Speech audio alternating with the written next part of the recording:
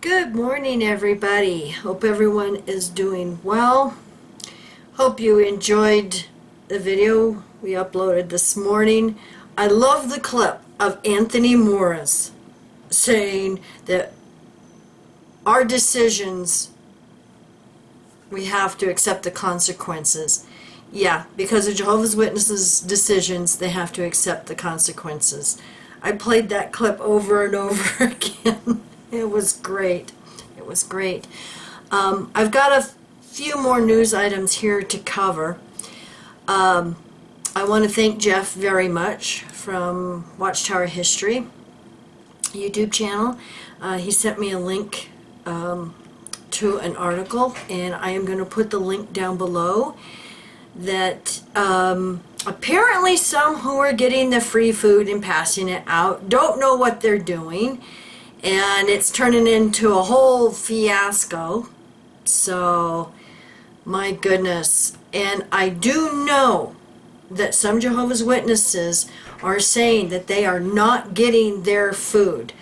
I know of a couple who sent me pictures of what they got, and it was like 2 onions and 3 potatoes.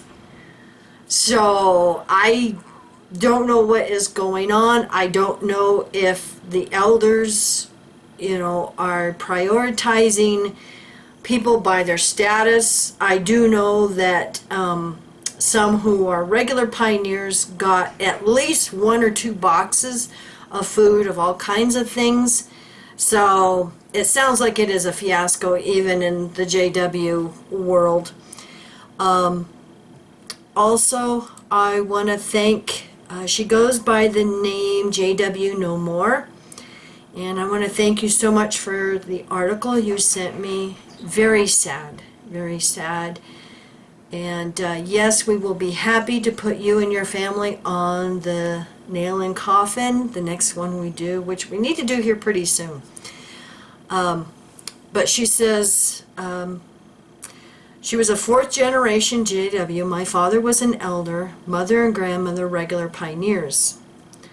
I faded from the JWs completely, and like many former and active JWs, there are many stories I could tell you.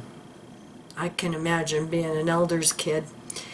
But she sent me an article, and she says, this is about a JW that used to go in service with my grandmother and lived in my neighborhood. She was a sweet lady, but misguided by this organization, as many of us have been. She lost her life due in major part to the no blood policy. And I'm going to put the link down below to this article because I'm going to read it here just in case many of you who don't have access to this, because I know sometimes they want to make you subscribe. So I'm just going to read the article real quick. Barbara Cook was babysitting her 10-year-old grandson at her Mandeville area home Thursday afternoon when one of the 2 pit bulls in the house snapped at the child. One of her daughters said Friday.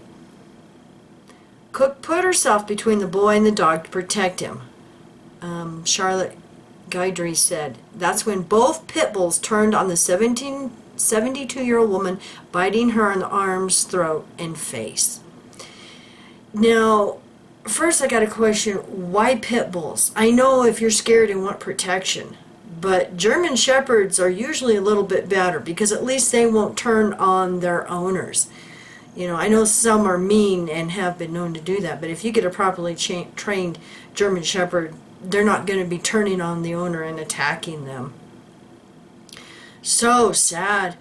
And I don't know about other countries in other states, but here in like Arizona and New Mexico, one of the first questions the insurance company asks you when you go to get homeowners insurance is, do you own, and they have a list of dog breeds, and Pit Bull and Doberman are the top 2.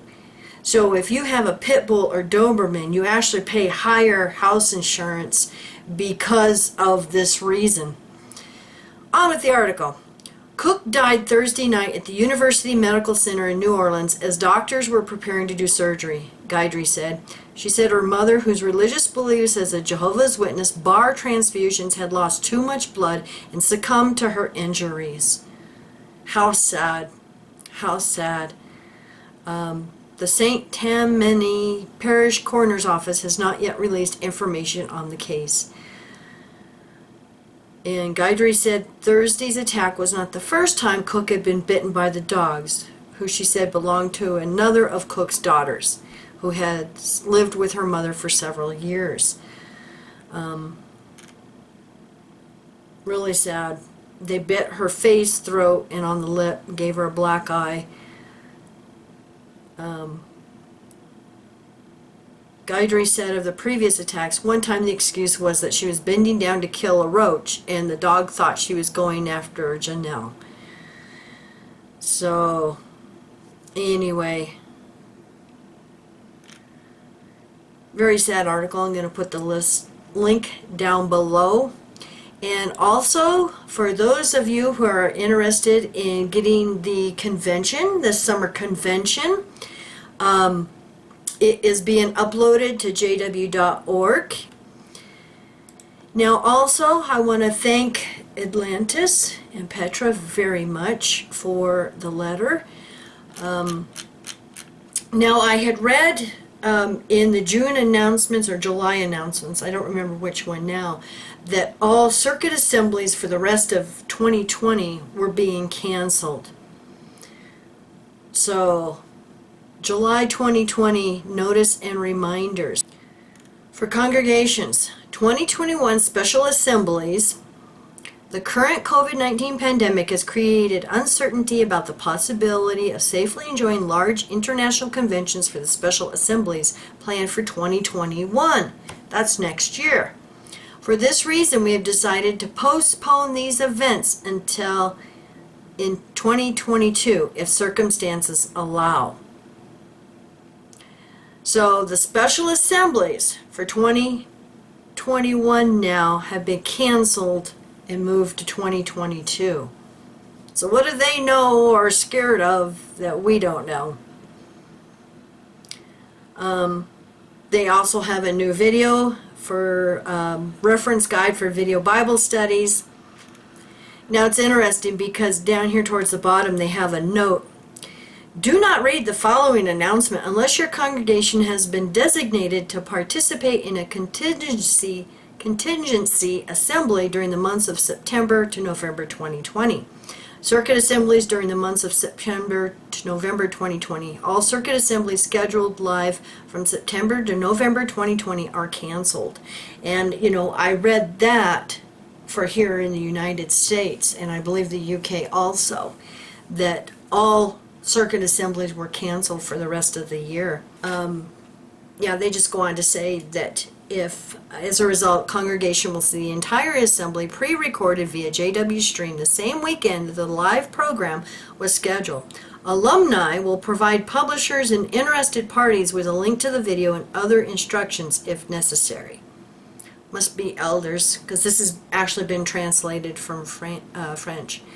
So, as with live meetings, there will be no midweek meetings and no public conferences this week. So, and a shortened Watchtower study. So that is all the news going on right now. Now I'm also going to put the link down below to a YouTube channel. Thank you, Eddie. Apparently Jehovah's Witnesses in Australia are now the butt of many jokes. And I do mean butt.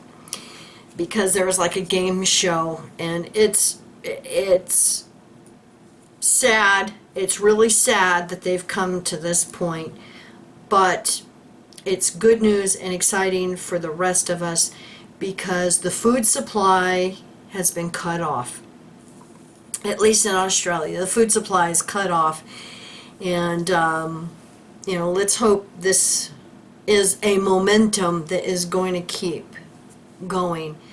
And like we keep saying, they can believe what they want. Our moms, they can believe what they want.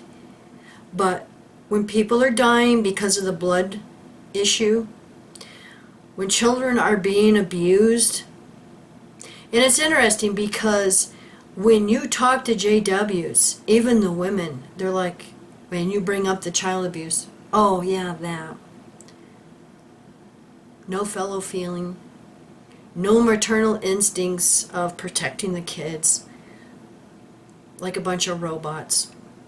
Like a bunch of robots. So, anyway, I am downloading this convention right now, and I'm sure there's going to be some gems in there. And anyway, thank you so much for watching, and you guys all have a great day, and I will try to keep you updated on the news as it comes in. There's a lot coming in, so you all have a great day. Bye.